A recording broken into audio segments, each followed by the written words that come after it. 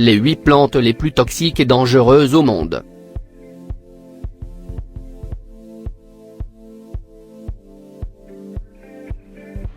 Numéro 8. Camomille de la mort. La manzanilla de la muerte est un arbre de bonne taille, il peut atteindre 20 mètres de hauteur si sa tige pousse droite, mais en raison de sa répartition côtière, il n'est pas rare qu'il s'effondre pendant sa croissance, car le sol sableux et humide ne peut pas conserver son poids, puis adopter une forme presque rampante et très tortueuse.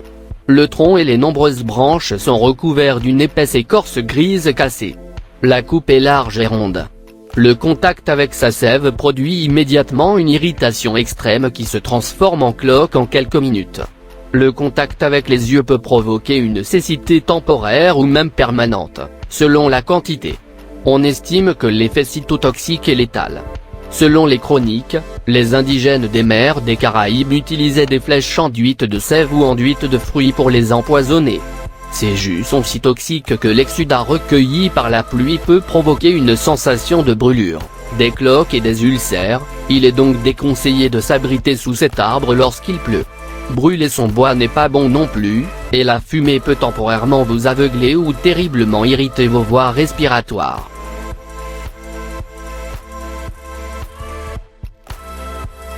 Numéro 7. Trompette d'ange. Le brugmansia est le nom scientifique de la trompette des anges également connue. C'est un arbuste à fleurs semi-tropicales qui peut être cultivé comme un buisson ou un arbre, étant des plantes ligneuses avec de grandes fleurs pendantes parfumées. Lorsque les gens rencontrent pour la première fois la belle Angèle Trompet, leur mâchoire tombe généralement devant les fleurs exotiques de 10 pouces de long et le puissant parfum citronné. Dans de bonnes conditions, elles peuvent pousser à l'extérieur toute l'année et atteindre des hauteurs impressionnantes de plus de 9 mètres. Ils ont un feuillage très toxique qui les rend résistants aux cerfs. Chaque partie de l'arbre et ses graines sont notoirement toxiques. Ils contiennent des alcaloïdes hallucinogènes qui produisent des hallucinations violentes, désagréables, voire effrayantes, ainsi que des convulsions, des difficultés respiratoires et parfois la mort. Bien que les feuilles, les tiges et les graines ne semblent pas appétissantes pour la faune, il est toujours sage de garder ces plantes hors de portée des enfants, des animaux domestiques et des adolescents aventureux.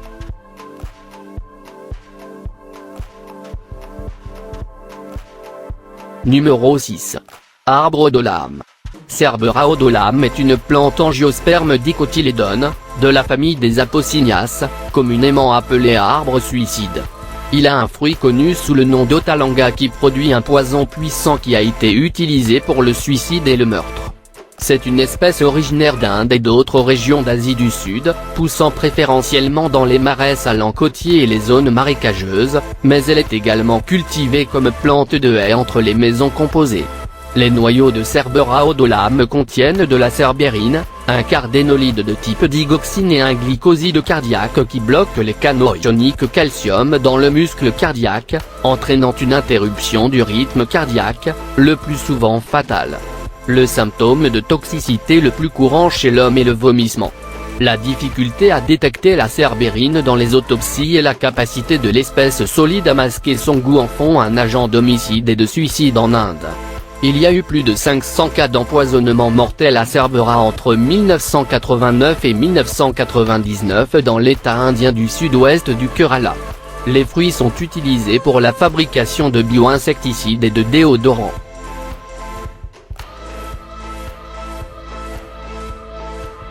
Numéro 5. La belladone.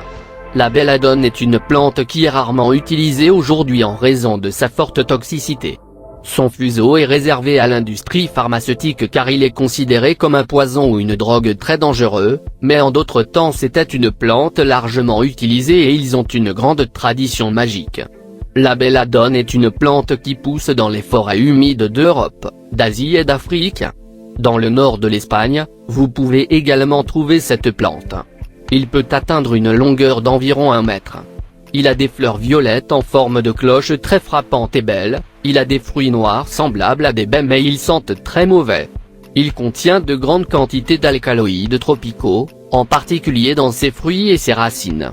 Les alcaloïdes, comme nous l'avons expliqué à d'autres occasions, sont des composés chimiques azotés dérivés de plantes et de certains animaux, qui ont des propriétés différentes sur notre corps, en particulier sur le système nerveux central, c'est pourquoi ils sont largement utilisés en pharmacopée. Certains alcaloïdes bien connus sont la cocaïne, la nicotine, l'amphétamine, la morphine, la codéine, l'héroïne et l'atropine. Les alcaloïdes de la belladone, dont l'atropine, qui sont très toxiques et dangereux, puisque 10 baies de cette plante peuvent provoquer un coma immédiat et tuer un homme adulte en quelques minutes.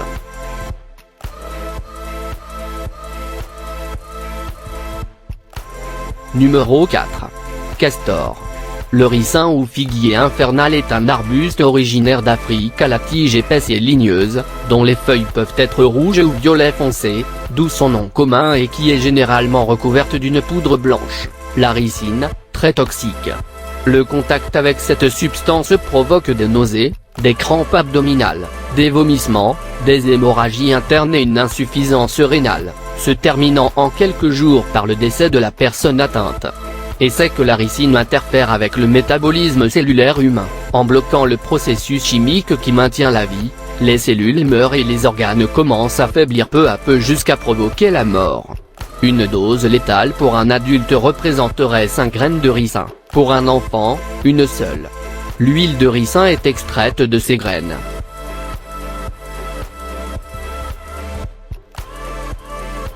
Numéro 3. Racines de serpent blanc. Les plantes à racines de serpent blanche ont des feuilles épaisses, rondes et dentées avec des pointes pointues qui poussent l'une en face de l'autre, sur des tiges dressées atteignant 3 pieds de haut. Les tiges se ramifient au sommet où des grappes de fleurs blanches fleurissent de l'été à l'automne. Les feuilles et les tiges des plantes à racines de serpent blanche contiennent du triméthol, une toxine liposoluble qui non seulement empoisonne le bétail qui en consomme, mais passe également dans le lait des animaux en lactation. La lactation, ainsi que les humains qui consomment du lait d'animaux contaminés, peuvent être affectés.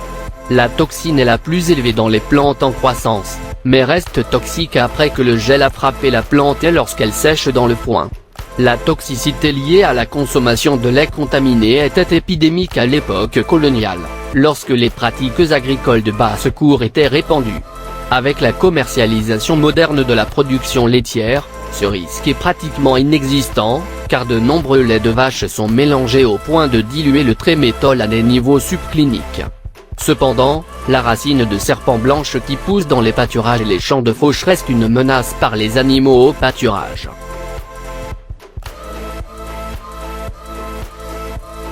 Numéro 2. Aconite.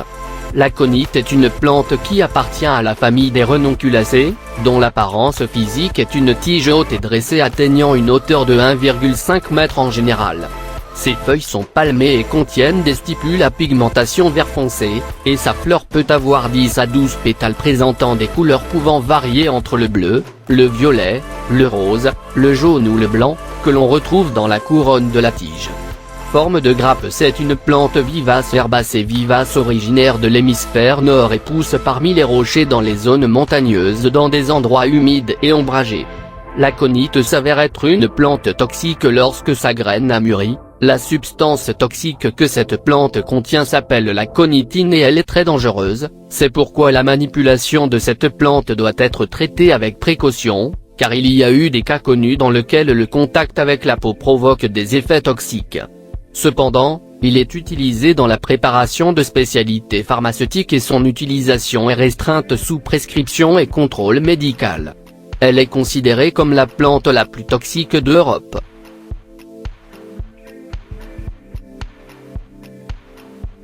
Numéro 1. Réglisse américaine.